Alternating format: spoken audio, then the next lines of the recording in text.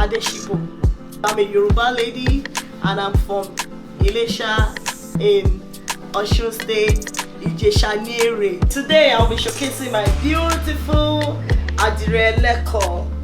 Ojuelegba is a very unique fabric because it is dyed, and this has been in existence over 20 centuries, that women would become artists and entrepreneurs in their own medium. It's popularly a cloth that has been worn in among the Yorubas, but now it has even gone to the Western world. You can see it in the market, people sew it as stuff. Very, very, very rich in culture, and also durable, light. Is something you can wear in the summer. And of course, the beauty of how you can create your own art, because as you see, that this is being created by women.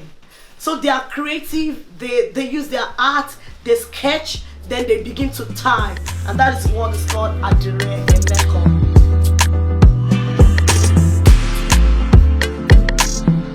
And this is the beautiful leather headgear she has on. They call it Topan Gele.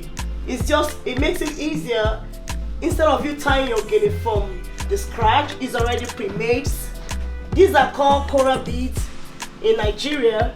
Any occasion, like you want to install a queen, you want to install princesses during wedding, when doing traditional marriage especially, you're gonna see people wear this gorgeous bead. And when you see someone dressed like this, you of course signify, oh, is this a princess or a queen, or maybe she's going for a traditional event. Ashoke. Ashoke, they do it in different colors, shining. Ashoke is been in existence for years in the history of the Yoruba land. If you see a king or a queen, this is what they look like. You can't install a king or a queen, they will have this Ashoke. Even the Obas, that's our king. The honorees, you see them with Ashoke. So a prince will look like this. We'll have the bead necklace, we'll have the Ashoke, we have the fila, and a prince, a princess, or a queen also will look like this. Now, because of fashion, because Nigeria, we are so creative with fashion. Before our mothers, this Ashoke is only worn as Iro and Buba. But now, because of the way there is so much, so much new designs with fashion, now Ashoke even can be sewn as dress. As you can see it's made with cut lace. You can see the design, so beautiful. But no, you know, now it's been creative that you can even wear Ashoke to sew any corporate wear.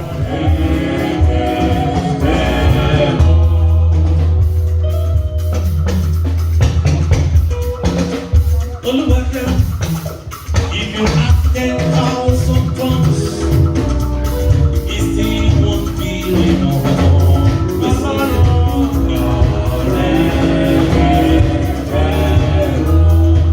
My name is Olumide, and Olu means God in the English term.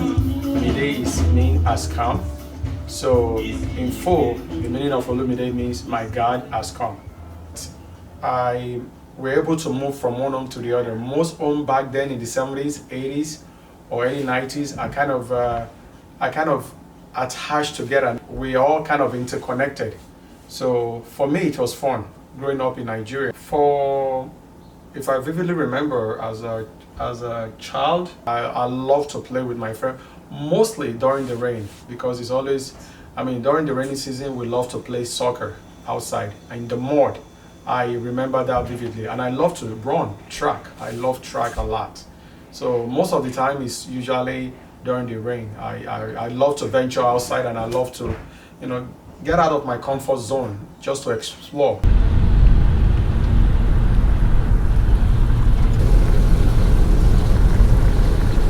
When you call somebody greetings in the morning as an elder one, they will ask you Sheda Dani. It's a very popular phrase in Yoruba. Sheda Dani meaning how you doing? In American term, how you doing? Sheda Dani. meaning how you doing, how you feeling. So that's one of the phrases, or Ṣé àlàáfíà ló wà, meaning are you in good health? So mostly those are the phrases that is very common in Yoruba.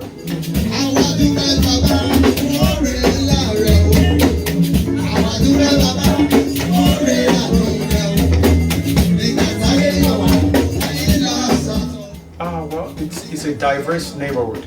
Diverse in the sense that we have a different family from different ethnicity. From Yoruba, we have Igbo, and and we have maybe the Hausa, which are mostly into trade in Lagos. So it's such a diverse ethnic group where I grew up.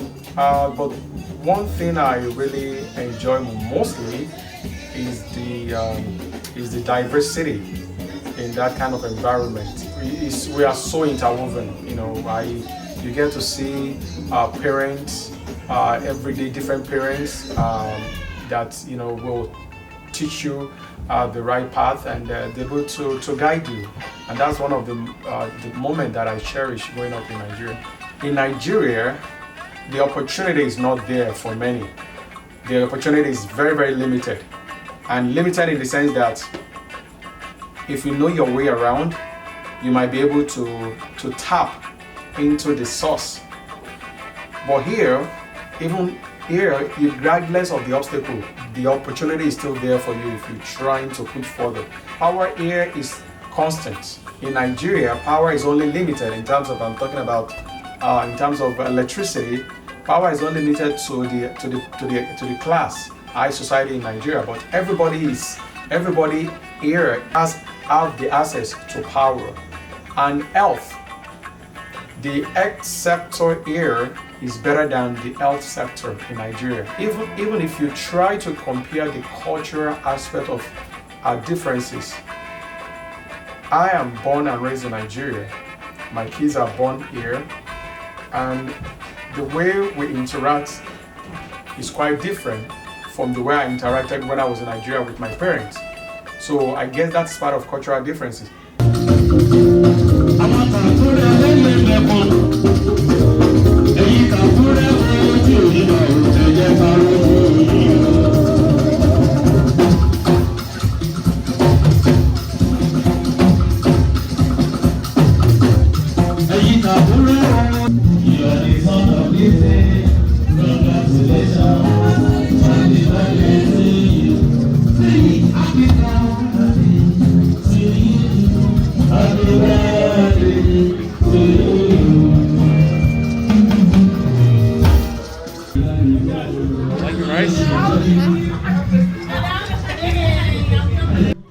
My name is Mrs. Omotola Orimoloye. I'm from Nigeria, West Africa. I'm Yoruba. I have a business. I make, we call it, it's like beef party. We call it meat pie.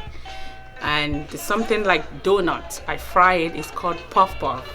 I started this business in 2014 when I was home, when I had my baby girl, and I was home and I was thinking of what to do. I was home for 3 months. And I was like, you know what, I can try making this for parties, practicing until I got perfect with it. My favorite Nigerian food would be pounded yam and egusi soup. I love amala. I mean, that's we call it yam flour with ewedu. Oh, rice and spinach. It's on point. The Maggi is right, and the salt is right. The chicken looks good, and it. Or better still, with vegetables. It's very nourishing, and in terms of giving you some vitamins that you need. And that's one of the things I love about my culture. We have a lot of delicacy. So. Oh, I love making Nigerian food because it's spicy. You can spice it up with like Maggi and everything, and that's what I was brought up with, and I like it. I like it, and it's natural. You cook it. Like if you go to a restaurant over here in America, you spend so much money, especially now that things are so expensive. Like I take my food to work. I don't really buy food. So that's all the benefit, like tomatoes, red peppers, and everything. You blend everything together. Is so healthy. Nigerian food is healthy. Nigerian jollof rice is the best, and and it's better than Ghanaian jollof rice. My best friend is from Ghana. I've tasted their jollof rice and it's so dry. One day we went to their party and my daughter was like, she's so eager to eat jollof rice. And when they opened it, and she didn't like it. She said, no, this is not jollof rice. So Nigerian jollof rice, once you open the plate, oh my God, it's so, the look is very, very good. So Nigerian jollof rice is the best. Taste it. All right, here.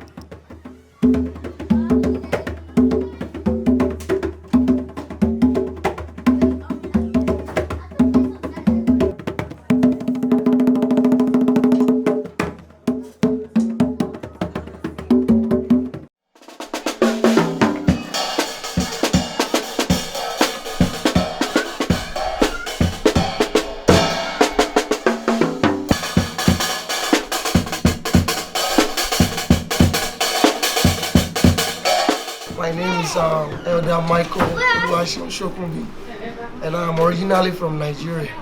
I'm not really current with all these latest dance that they are doing, but I know recently there is one that they call leg walk. I know there is one that they call zanku.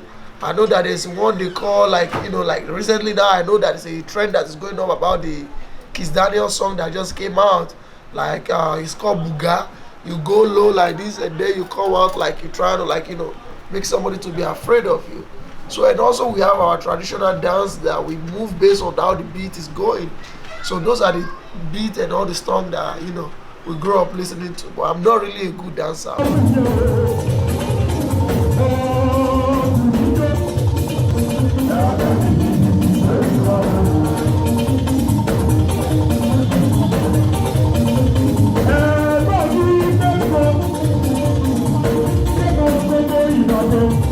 I said I look young, but I listen more to like the old evergreen Nigerian songs. It's a popular genre in Nigeria they call the juju music, where we have the King Sunny Ade.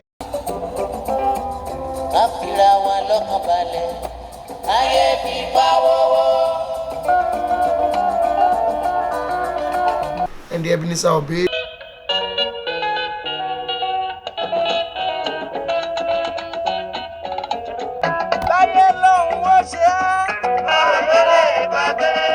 Those are the music that I grew up listening to my dad. And those songs, the reason why I like it so much because it showcases our culture. There's something they call talking drum.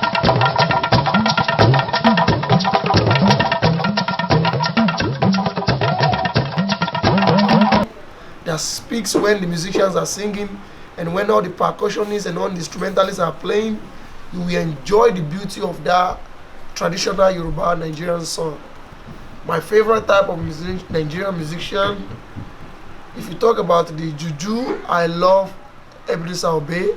And even with the latest hip-hop artists now, I listen more to Davido because I like his personality and I've had opportunity to meet him while I traveled to Nigeria last year. The reason why I love music is just the sound itself. It takes you to like a realm that you can't understand, but it's also like a feeling that you only the only one, you are the only one that can express how you feel through that music.